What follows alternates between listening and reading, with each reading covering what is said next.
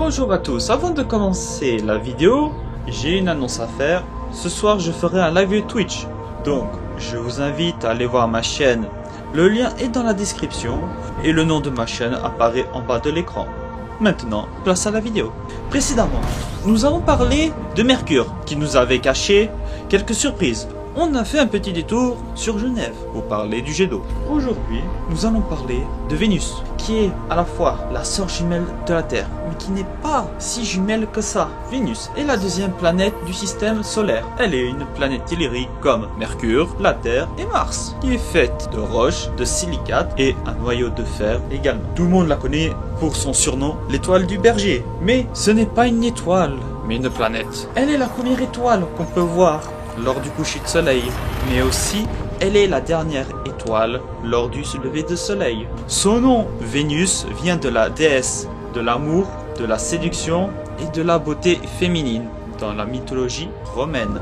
Chez les Grecs, c'est Aphrodite. La distance de Vénus au soleil est d'environ 108 millions de kilomètres. Donc entre 0,718 et 0,728 UA, comme on l'a répété, un UA est la distance Terre-Soleil d'environ 150 millions de kilomètres et qui veut aussi dire une unité astronomique. Cette planète n'a pas de satellite. Elle est la planète la plus brillante du système solaire. Elle est le troisième objet le plus brillant après le Soleil et la Lune. Elle a une magnitude de moins 4,6 à son maximum. Alors, Vénus fait un tour autour du Soleil en 225 jours.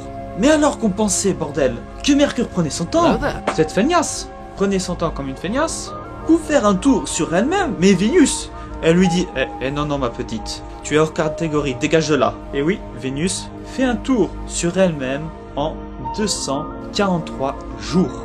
Et oui, maintenant Mercure, elle peut pleurer, hein. Peut-être elle peut manger des chouquettes, je sais pas. Après, Vénus n'a pas d'inclinaison, donc cela signifie qu'elle n'a pas de saison.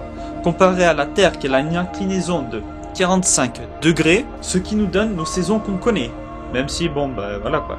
Les saisons sont pas tellement fortes, j'ai envie de dire. Sa masse est d'environ 4,87 fois 10 puissance 24 kg pour un diamètre de 6051,8 km sur sa balle. Et ça, dans l'épisode précédent, on avait parlé de la résonance spin orbitale. Maintenant, on va parler de la résonance orbitale. Une résonance orbitale, lorsque deux objets tournent autour d'un troisième, ont des périodes de révolution. Elles ont des rapports avec des nombres entiers. Par exemple, Pluton est en résonance 2 ou 3 avec Neptune. Cela signifie que Pluton fait 2 révolutions autour du Soleil et Neptune en fait 3 autour du Soleil. Vénus, Mercure. Dans cet exemple-là, Vénus fait 9 fois le tour du Soleil et Mercure en fait 23. Terre, Vénus, 18, 13. Mars, Vénus, 1 tiers, 1, 3. Donc Mercure, Mars fait un tour autour du Soleil alors que Vénus en fait 3. Mais il y en a des jolis en lien avec les lunes de Jupiter qui sont 4, 2, 1, comme nous le montre cet exemple. Les températures de Vénus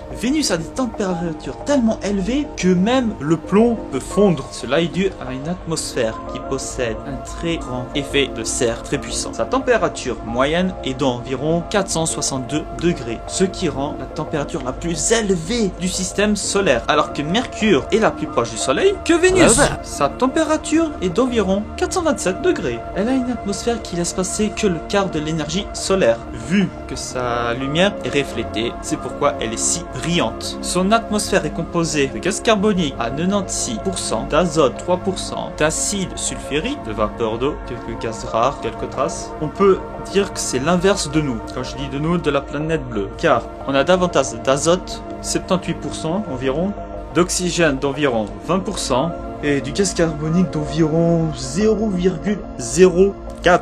Son atmosphère est plus massif que celui de la Terre. Le fait qu'il y a énormément de CO2, cela va empêcher les rayonnements d'entrer dans Vénus. Mais surtout, les quelques rayons de lumière qui ont pu passer l'atmosphère, ils vont être pris au piège. Une petite partie pourra s'en sortir, repartir, mais le reste va rester dans la planète. Cela va augmenter sa température Vénus tourne au sens rétrograde, c'est-à-dire qu'elle tourne à l'opposé des autres planètes. Selon les astronomes, il se peut qu'un astéroïde très massif aurait fait un gros poutou cosmique à la planète et cela aurait changé le sens de la rotation. La planète du Berger a une pression 90 fois plus grande que celle de la Terre au niveau de la mer. Mais bon, on serait quand même écrasé. La planète possède énormément de volcans, environ 1600 volcans principaux, mais le nombre peut varier selon les géologues de 100 000 à 1 million.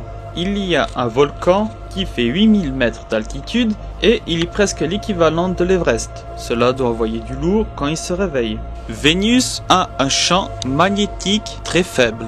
La gravité sur Vénus est un peu plus faible que celle sur la Terre, vous serez moins lourd sur Vénus que sur la Terre. C'est quoi la gravité? Par exemple, votre téléphone tombe vers le sol. Bah c'est ça la gravité. Bon par contre c'est dommage pour votre téléphone. Hein. On la compare avec la Terre. Elles ont à peu près le même âge, environ 4,6 milliards d'années. Elles ont été dans le même nuage de gaz et de poussière. Vénus et la Terre sont deux planètes du système interne. Ils ont des compositions chimiques très proches. Le diamètre de Vénus vaut 95% de celui de la Terre et sa masse c'est à peu près 80%. Et sa géologie est proche de la Terre. Mais les conditions des deux planètes sont pas les mêmes. Très nettement, on a vu l'évolution de la Terre alors que Vénus on peut pas envoyer quelqu'un à y habiter. Et Vénus va essayer aussi de cacher le soleil pour essayer de faire une éclipse. Mais voilà quoi. Elle va faire comme pour Mercure, elle va se fail. Donc on a un transit par Vénus. C'est durant la course à l'espace entre les Américains et l'Union soviétique, l'URSS a envoyé davantage de sondes avec les programmes Venera, qui a commencé en 61. Alors on a eu Venera 4 a réussi mieux que ses prédécesseurs, car cette dernière a pu être la première sonde spatiale à effectuer une rentrée atmosphérique sur une autre planète et à nous renvoyer des données. Bon, Venera 3 a quand même fait l'exploit d'être le premier objet artificiel à se poser sur notre planète. Mais comment dire? Elle s'est scratchée donc. Bon voilà quoi. Hein. Venera 7 nous a renvoyé des données depuis le sol pendant une vingtaine de minutes. Le 8 juin 1975, Venera 9 parvient à nous envoyer une photo en noir et blanc.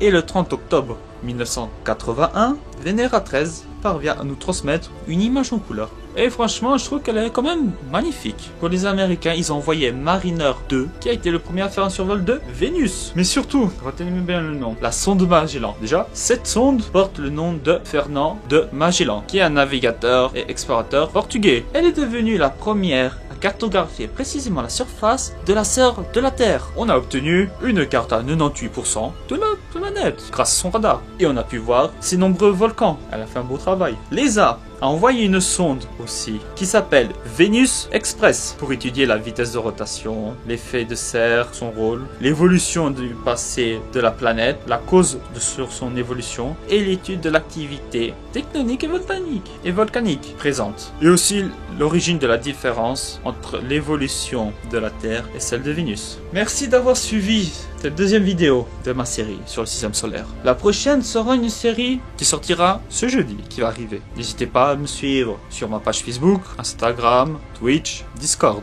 Si ça vous a plu, n'hésitez pas à mettre un petit pouce bleu, le partage et le petit commentaire. N'hésitez pas à vous abonner, à suivre la chaîne pour suivre les prochains événements. Sur ce, à jeudi et bonne journée.